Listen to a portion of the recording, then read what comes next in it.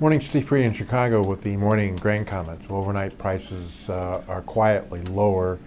Wheat down about 5 cents, corn 3 cents, and maybe soybeans unchanged. Outside markets, dollars a little bit higher.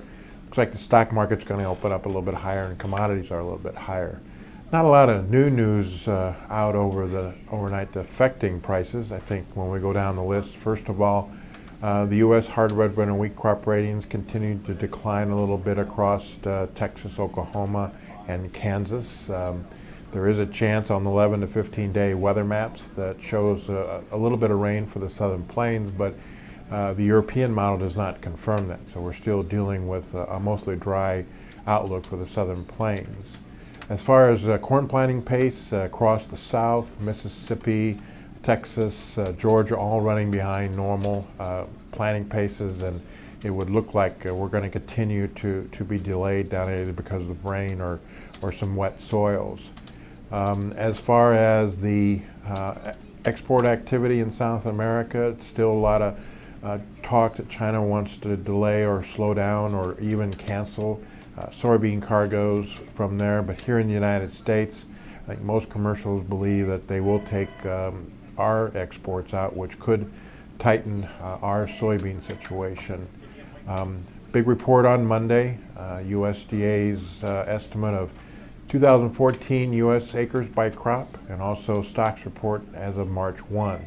It's interesting that when we look at acres in corn, 9 of the last 10 years, USDA has understated corn acres in March versus June.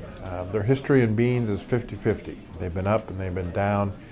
The changes are about the same, anywhere from 500,000 to 1 million acres switch. And that might have to do with weather and price.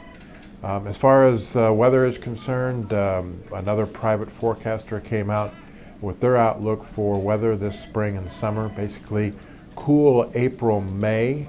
April might see a little bit normal to below rains. May may see normal rains. June looks warmer with normal rains.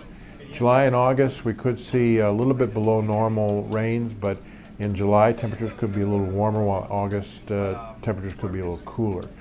There is one issue that the market's kind of watch pretty closely. There is a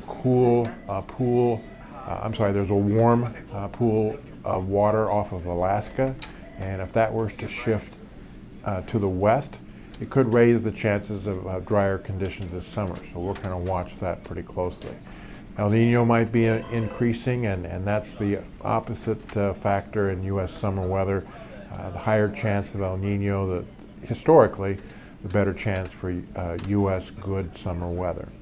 So pretty quiet trade overnight. I think market's kind of waiting to see more information from the USDA on Monday and what the spring weather is going to bring for planting and early crop conditions. As always, these are my thoughts, not those of ADM Investor Services. Have a safe and profitable trading day.